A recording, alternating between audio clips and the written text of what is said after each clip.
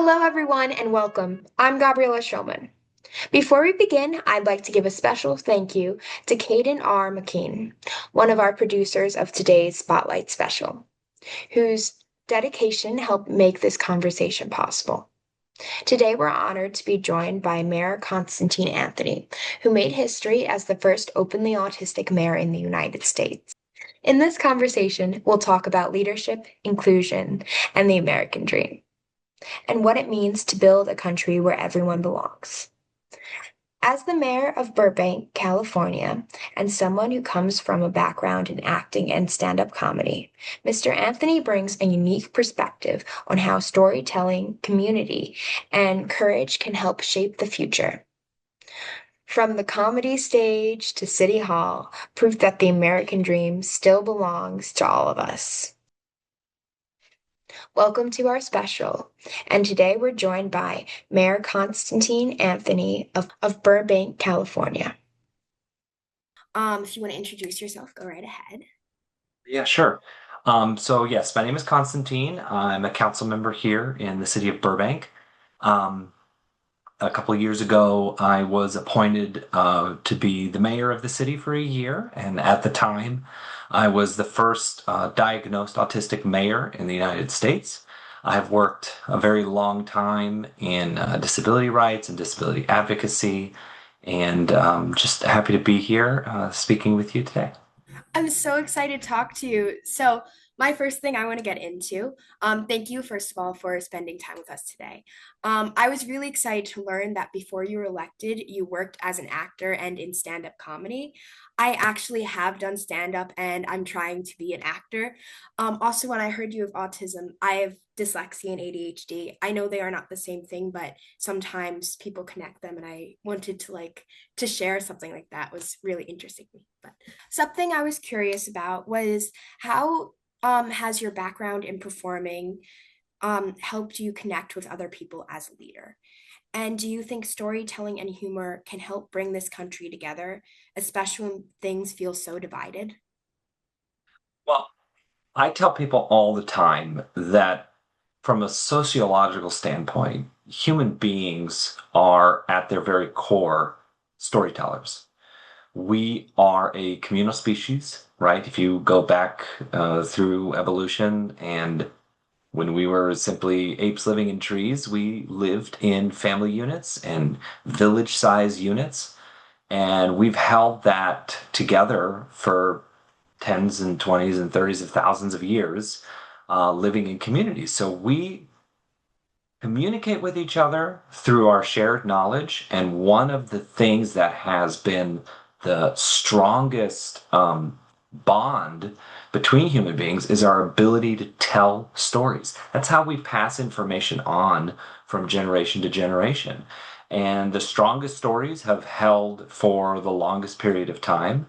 And so that's why, yes, fundamentally, I believe that storytelling, the ability to make each other laugh and cry and understand each other's emotions through those storytelling techniques is really what drives us as a society. I mean, even if you look back over the last few decades, what has shaped public policy, public discourse, the understanding of what our fundamental rights are, at the end of the day, it comes down to stories, things we've read in the newspaper, things we've seen on television, the movies we watch, the books that we read to our children, and how we pass down morality and understanding and just how to be better at being people. Absolutely, yes. It's really interesting. My next thing that I want to talk a little bit about is just like Hillary Clinton showed that a woman can run for president, your election showed that having a disability doesn't have to keep someone out of leadership. What do you think that moment meant to you? And what do you hope it means for other people watching your path? You know, almost 90 years ago, um, when FDR was running for president, when he became president, he spent a lot of his time making sure nobody ever saw him in a wheelchair. He had suffered from polio for most of his life, and he thought that at the time, if somebody in leadership was seen with some sort of disability, it would be seen as a weakness and they wouldn't be taken seriously. Today, the governor of California has openly talked about his dyslexia, and how he has a hard time reading words on paper. And yet he is running the fifth largest economy in the world, the most populated state in the country.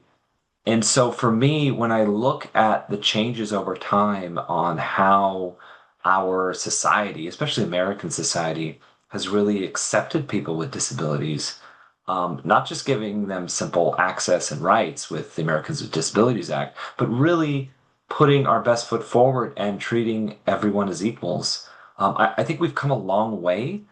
I am hopeful that I am one small part of that puzzle, that when folks look at leadership across the country, they don't just see a varied spectrum of gender and race and religion, but also ability. And that is, I think, really what makes this American tapestry of people so unique. That's so interesting to hear. I love, as someone, I came to my high school, I went to a school with all kids with learning disabilities. So for my whole life, I've been surrounded by that. And there are many people in leadership that has disabilities like that. But I feel like outside of those schools, people are told to hide those kinds of things and try to not embrace them. Seeing you You as know, I'll say fundamentally, I believe that there is a place in our society for places where there's a safe space for people with disabilities to be able to learn and grow without stigma. But I'm a huge advocate of mainstreaming kids with disabilities for two reasons. One, it gets those kids familiar with what the outside world is like, what people without disabilities are doing, how they're behaving, what they're seeing. And so it teaches us in the disability community what the real world is like and how to deal with it. And conversely, it also exposes kids without disabilities, folks that they would never interact with otherwise. So I do appreciate specialty schools that take care of folks who otherwise wouldn't be taken care of in certain situations. And, we have to think about certain communities that don't spend the money or the time to take care of kids with disabilities. But at the end of the day, one of the conversations that I've had over the years with many, many people is about how do we mainstream folks with disabilities so that they are on equal footing, so that they're in the spaces that the other kids are in, and we build those lasting bonds and we expose everybody to all types of ability. completely agree. I feel as if me personally, because now I'm at a public college, right? So I'm starting to get that environment and seeing other people's views are very interesting in that. But sorry, my next question for you, kind of a statement. So in our final speech of the film, we highlight President Obama's favorite story about Madeline's upbringing. She once met a refugee who said, "Only in America can a refugee meet the Secretary of State." And she replied, "Only in America can a refugee become Secretary of State." Your story carries that same spirit. Only in America can someone who is openly autistic rise to public office and make history as mayor. What do you think it says about our country or stories like that, like yours, is possible? And what do you hope it means for how people see the American dream today? When I was elected in 2020, I was only the fourth openly autistic person ever elected to office in the country. And since that time, 5 years ago, I have seen more and more folks on the spectrum get elected and even run for office, and get more involved in political leadership. Outside of politics, I've also seen a huge increase in folks who are already successful or already in their industry and working come to the realization and find a diagnosis that they are on the spectrum. And so there's two things happening, I think, in the autistic community. One, the community itself is getting better representation through support and understanding and becoming leaders of industry. And two, people who may have rejected the diagnosis or not looked for their own part on that spectrum are starting to see it. And we are finding more and more folks in leadership who have that specific disability. In doing so, I think there's an opportunity and an increase for other disabilities in other folks of leadership to be spoken about, to be highlighted. People are not shying away from it anymore. We are leaving the era of FDR where it needs to be shied away from and hidden from public view. And we are entering a new era where people like the governor of California, Gavin Newsom, who never ran openly dyslexic, is now talking about it. And so we've seen that barometer shift. We've seen that change. And I'm hoping it keeps going. This is the kind of thing that the more you talk about it and the more public it becomes, the more widespread acceptance and understanding that there is. And like I said earlier, it's just one big part of this American fabric that we're putting together piece by piece, and an understanding that yes, this is the type of country, this is the very specific nature of why this very democracy was created, so that anybody at any level with any ability can become a success and help those who come after them. It's so incredible to hear, and it brings me hope that I'm just excited for what we're trying to do and how America is growing in that way. My next question for you. Um, our films tells a story of immigrants chasing the American dream. But we know that at times immigrants can feel like they don't have a place in this country. In a moment like that, what do you hope they remember about their worth and about the possibility of truly belonging here? There is a movement happening in this country now that seeks to demonize immigrants, people coming here in search of a better life. And to the folks who are struggling with that, who see that rhetoric, I want to remind them that that is misplaced and misguided. It is a falsification of our history. Open up any American textbook and go back to the founding of this country, and you'll find that the people who are here now were the descendants of immigrants. Everybody except for the Native Americans, the indigenous peoples of this land, we're all immigrants here. We've come from an ancestry that either chartered a ship to get here or, unfortunately, were enslaved and brought here against their will. So we can't sit here and define what is or isn't the correct way to arrive on our shores, because every single type of way has been used, has been abused, and has been put forth as a viable option to come to this great land. This idea of the shining beacon on the hill that American democracy is supposed to be. The Statue of Liberty says, give me your tired, give me your poor. Give me your teeming masses yearning to be free. That's who we are fundamentally. So to the folks who hear that rhetoric, ignore it.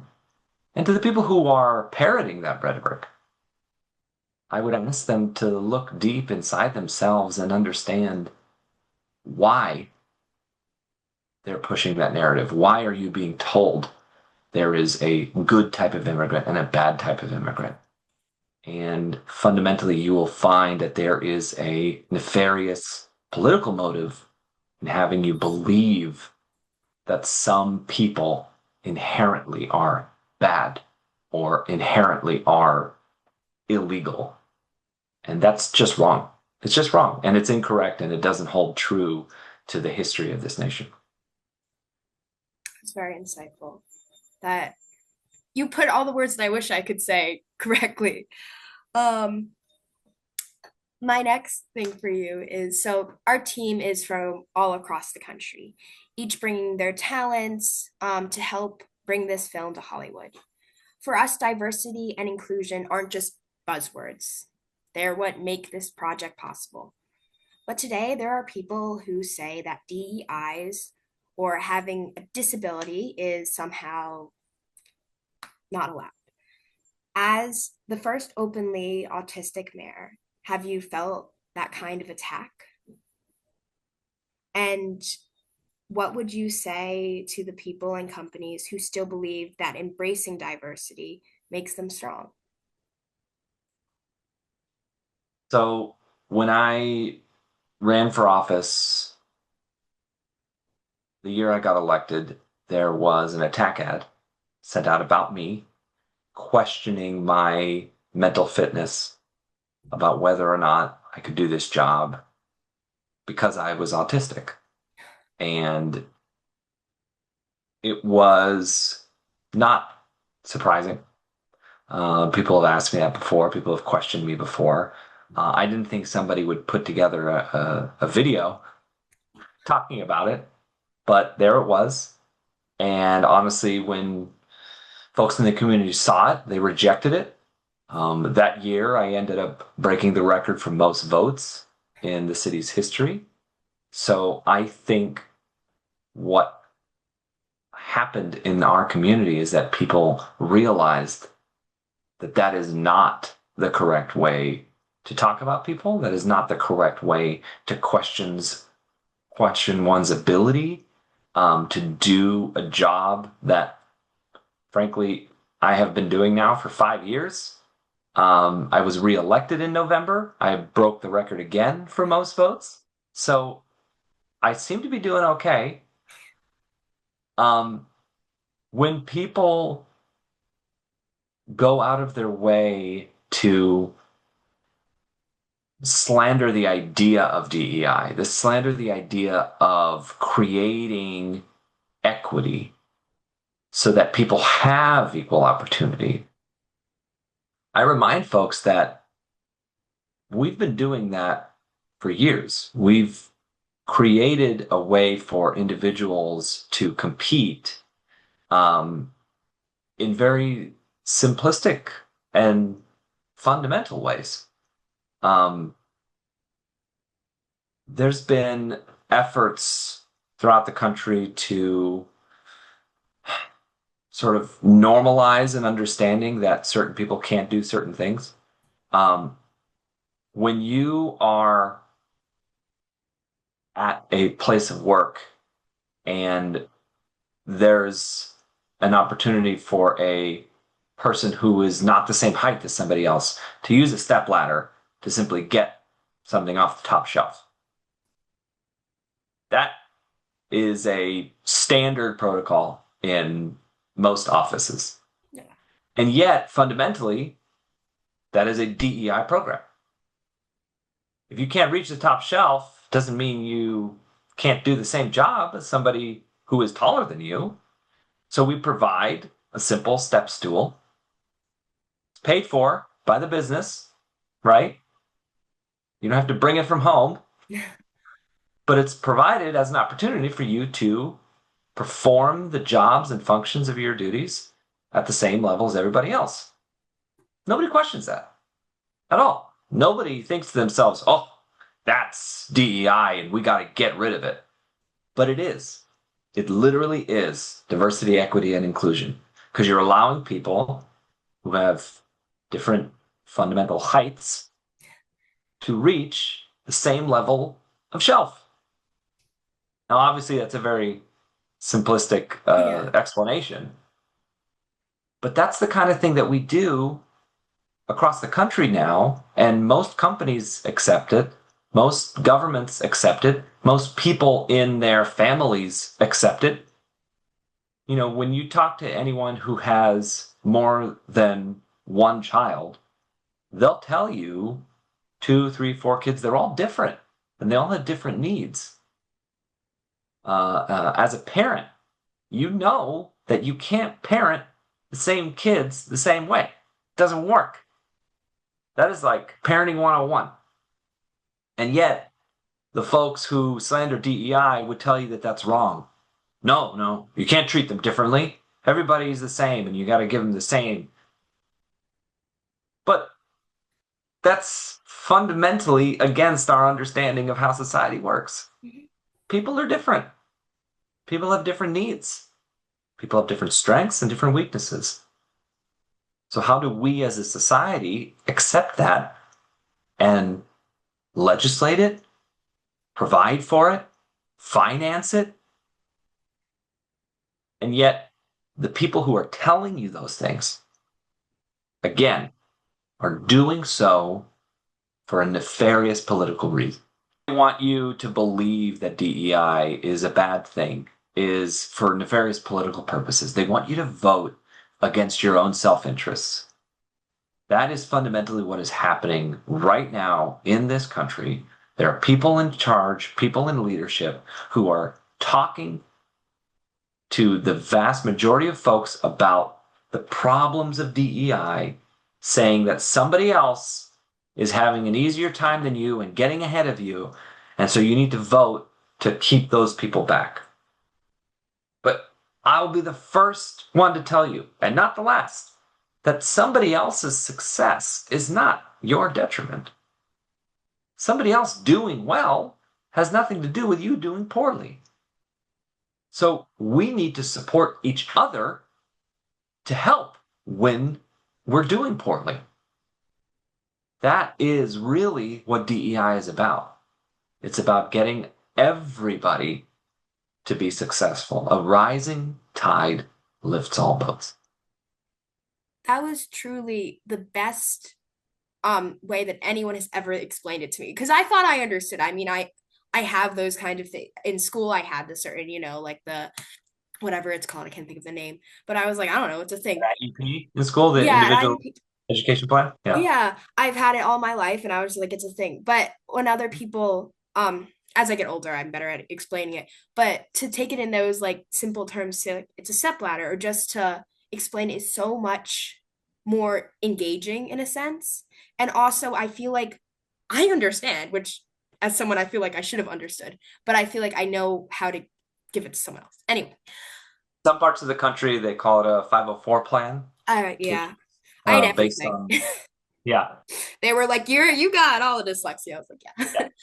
That's a Anyway, more that's a more simple version of that. IEPs are more advanced, but it's called different things around the country, and that's usually for students in education.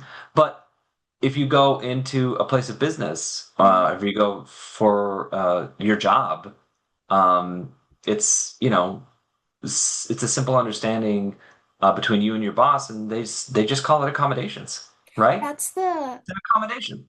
Okay. interesting You thing. Yeah. accommodate the individual in order for them to do their job.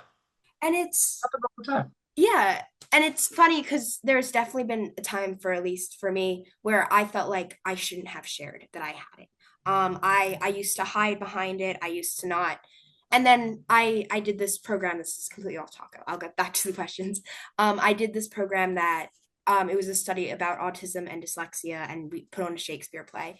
And in that, it was this moment of I didn't realize I've been hiding my disability, and I felt ashamed of it until I did this, and I was like, why? This is so cheesy. In high school, they would say it's your superpower, right? It's your thing that would make you different. Because I used to be like, I didn't want to put this label on me because there was this fear. But putting this label, I felt like it brings us together. Yes, I am different, but we're all different, and that's what makes us incredible. So what we've seen over the years is that when you engage in that level of hiding, what ends up happening is you no longer present your true self. and it turns into what we in the disability community call masking. Yes. And now, once you've hidden for so long, you pretend to be somebody else, and it's not your true self.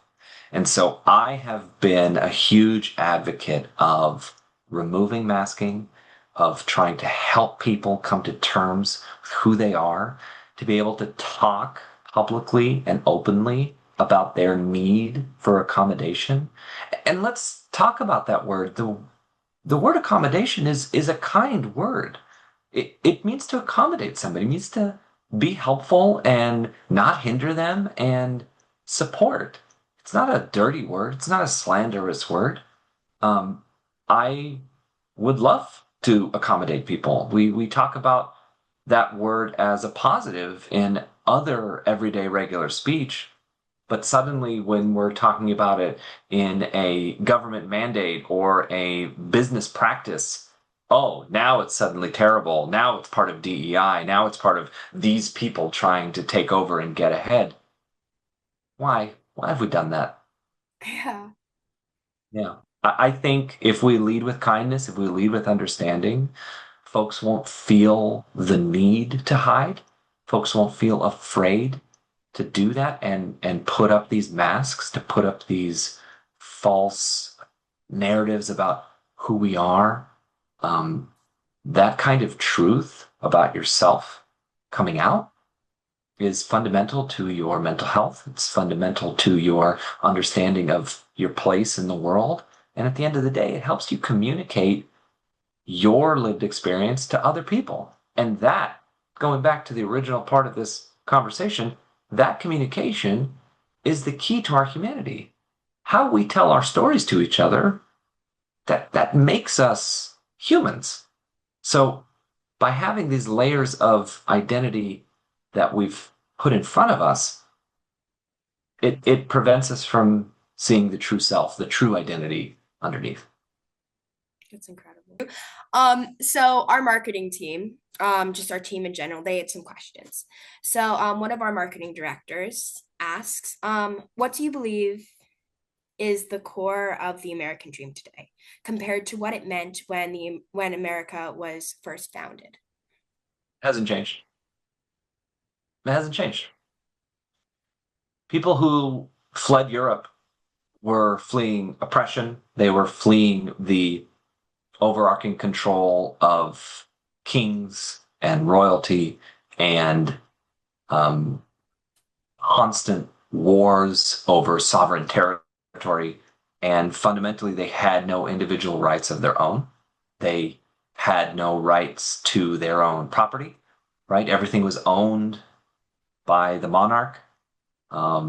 Their taxes were undemocratic. They were simply sending protection payments to the king. Um, they came to this country to find a better life, to have some control over their own destiny. Um, at the end of the day, what they wanted to do was own a piece of land, raise their family, and contribute to their community. That fundamentally has not changed. In 250 years, that's still the American dream. What we've done over the last 50 years is slide back to a form of oppression and control, not by a monarch or a king, but by the rich and the powerful, the oligarchy. I can't tell you how many times I talk to individuals, not just in my community, but literally across the country, who cannot and will not be able to in the future buy their own home. If we go back 250 years, the government at that time was interested in having individual Americans get a farm, get a piece of land, work that land, own it, and contribute to society and raise their family. You can't buy a house anymore in this country. You can rent it. And that's a fundamental problem because now we've gone right back to where we were back in Europe, Mhm. where the wealthy and the powerful owned all the land, and we simply worked on it like serfs. And we pay rent to the owner, right? And we don't control the economy. Mhm. The average person doesn't have stocks or bonds to control the stock market. We don't have a controlling interest in the biggest corporations in the country. We're just trying to scrape by. And so what we've done is we've slid back to the very type of society that Americans fundamentally tried to escape from and create here. That freedom that they tried to create here has now slid back, and we've lost a piece of that. So, no, I don't think the American dream has changed. I think the same ideals that our founding fathers put forth in those documents, that everyone was created equal, that everyone has fundamental rights, the right to free speech, the right to whatever religion you want, the right to your personal property, protection from an overreaching authoritarian government. That hasn't changed. It really hasn't changed. So, yeah, maybe our society looks different. Mhm. Maybe the way we talk about it is different, but our feelings about it, our need uh, to be free hasn't changed. So, how do we, as a society, move forward from that? How do we know that we've sort of lost a piece of what made this country great? And how do we bring that to the forefront of our conversations? So my second to last question is from Stephanie. So she says, "What does the state of our country, where we are right now, mean for you personally? And how does art and politics coexist in your view? In other words, do they affect or influence each other, sometimes without even realizing it?" Oh boy. Well, so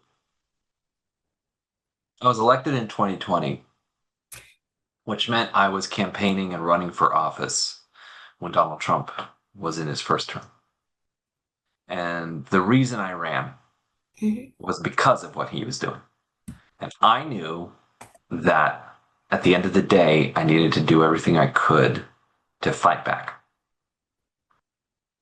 It was important to me that people in elected office, not just locally, but around the country, fundamentally understood how and why we needed to fight what was going to be happening and what was happening in DC. When I got elected, he ended up losing. And so I had a first term, 4 years of, you know, pretty good progress. We were still in a pandemic and we were dealing with a lot of that. My background in disability rights really helped craft the narrative of what our community was doing and how we were responding to that pandemic. So I'm thankful that that was my background and experience, and that I was in office at the time. Um, when I got reelected in November, Donald Trump came back. Somehow he returned. Um, and so my second term is very different than my first term. Um, First term was about cleaning up the mess he had made, how we move forward with progress, how we get people back on track and back into the success of this American experiment.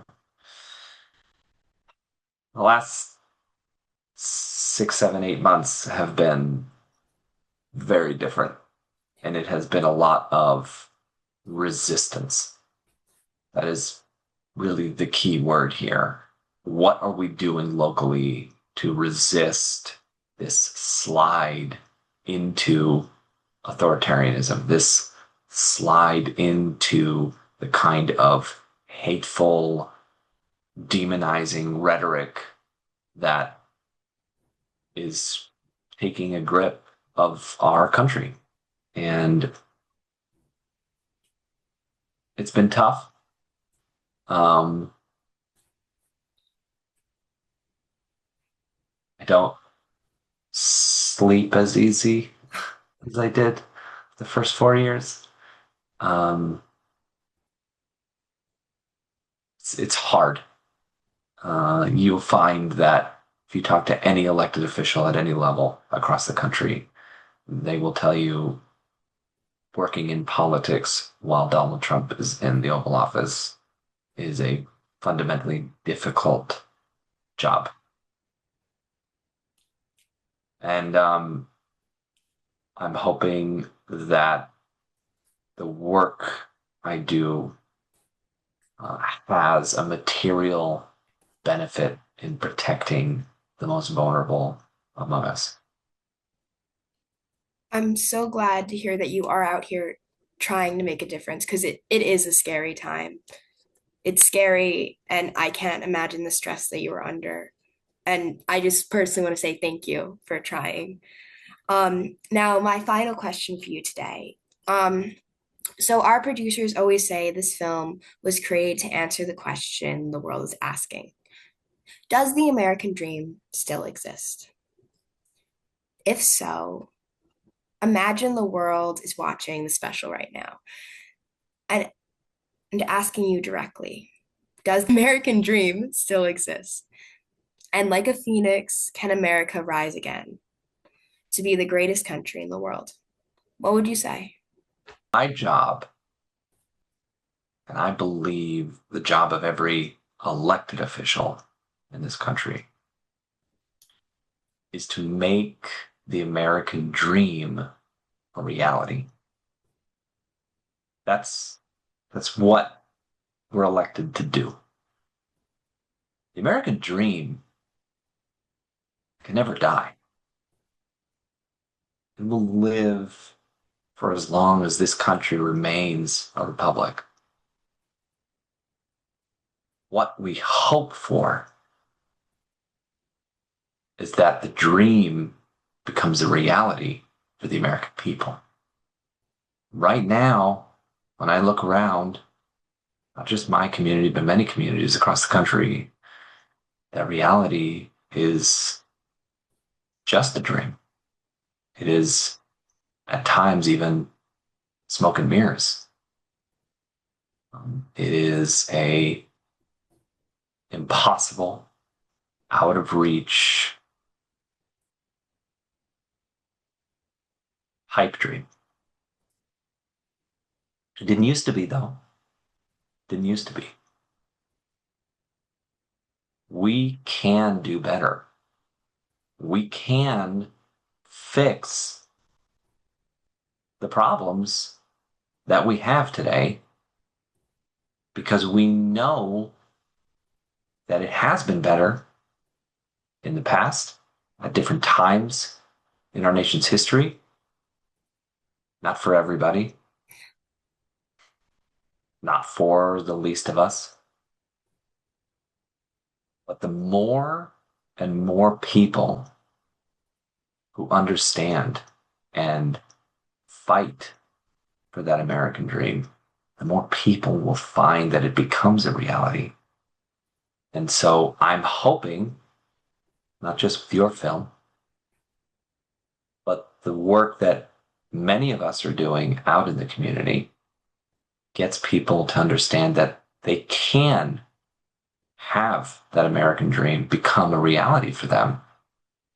The people you vote for, the society you fight for, the morals that you lift up from person to person, not just in your politics, but in your social sphere, how you talk to people at work, how you raise your kids and support their local education and get involved in community groups and talk to your friends and your neighbors and your family. That is how we as a society get that dream back because it's there. We know it's there. We can think about it. We can feel it. When we close our eyes, we can imagine where we want to be. So how do we take those first steps towards that dream? That's my hope. That's what I'm working for. That's why I'm excited for this film. And thank you for having me on. Thank you, Mr. Mayor, for giving us your time and your perspective. Your reflection on the evolving meaning of the American dream deeply enriched this special and reminded us how purpose, leadership, and lived experience continues to shape our nation's ideals. To those of you watching at home who want to be part of this journey, visit our website and support the film. Every donation will be honored with a certificate of appreciation designed by Jackson Pan and signed by our production team. And Hollywood, if you're watching, we've got your next blockbuster. Let's make Hollywood history together.